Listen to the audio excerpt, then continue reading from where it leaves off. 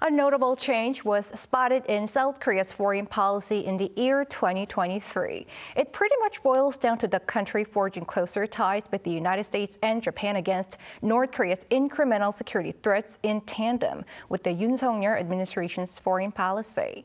For more insights, joining me is Jessica Stone, correspondent for Voice of America, and Walter Sim, Japan correspondent for the Straits Times. Jessica and Walter, welcome to the program. Good to see you. Great to be here. Thanks for being here. Thank you for having me. Jessica, first, back in April, Presidents Yoon and Biden adopted the Washington Declaration, and in August, they cemented their trilateral cooperation with Japan's Prime Minister Kishida through the Camp David principles. How does Washington assess its renewed relationship with Seoul and Tokyo, and what does it mean for the U.S. to align its collective efforts with allies and partners at a time when the stakes are high on the Korean peninsula and around the world? Well, we are seeing a deepening of the relationship, not only between the U.S. and South Korea, but between the U.S., South Korea, and Japan, because throughout the year, we've seen a series of meetings throughout the government. According to the U.S., these alliances are critical. They're a critical part of countering North Korea's military and nuclear program, as well as its space satellite activities. Allegations that North Korea is providing weapons to Russia, which Moscow denies, and its fight against Ukraine. And allies are preparing for more North Korean threats in 2024. There are concerns about whether or not North Korea may have provided the weapons that were used by Hamas on October 7th in the attacks in Israel. Also concerns about countering China as an effort by these three allies. And so these are all kinds of reasons why the deepening of these ties, not just because of what's happening on the Korean peninsula, but also because of North Korea's weapons proliferation around the world. Right, there is a host of issues. And Walter, the relations between Seoul and Tokyo marked a turning point in March. By that, I meant the better trade relations and the two leaders' frequent meetings. What's the atmosphere in Tokyo like regarding a thaw in the bilateral relationship this past year? Well, the atmosphere has definitely been very positive.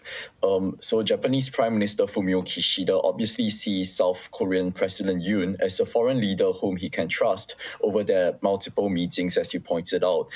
But of course, there are still obstacles to their relationship, such as the South Korean court ruling this month that ordered Tokyo to pay about 200 million won to each of the 16 comfort women defendants. But the fact that the news cycle has, at least in Japan, really moved on suggests that the government wants to really manage its ties with South Korea to prevent relations from worsening. Of course, this positive mood has spillover effects. It has really benefited cultural ties. But now in October 2023, South Korean arrivals to Japan, according to tourism data, as compared to the same month in 2019, has surged by 3 times. And overall, for the first 10 months of the year, the number of South Korean visitors to Japan has grown by 7.7%. So we see Korean food, Korean culture, Korean music, K-pop, becoming extremely popular in Japan, I think. And Walter, the leaders often describe North Korea's provocations as unprecedented this year.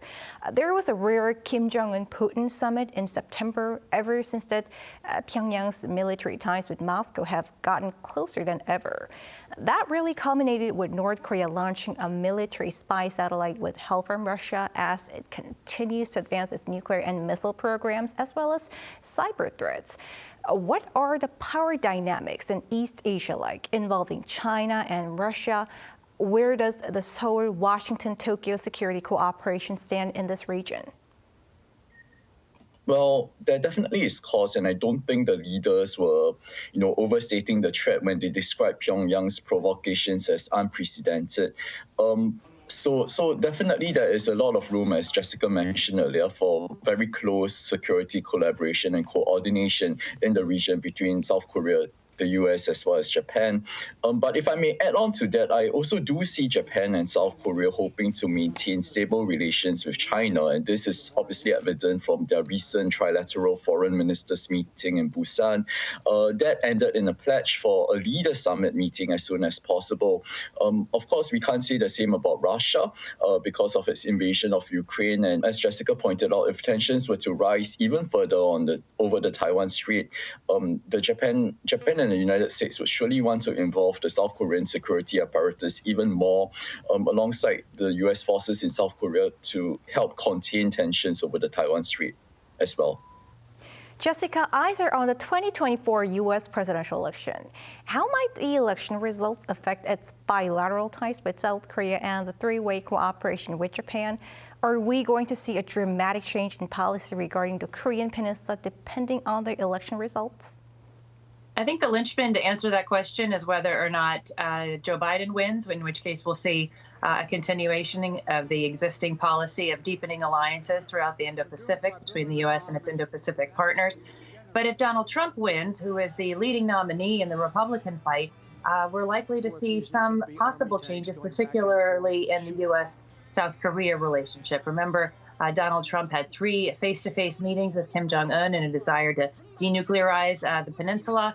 None of them were successful, but his style of diplomacy certainly was unusual and in many ways broke precedent in the previous approach by the U.S. government.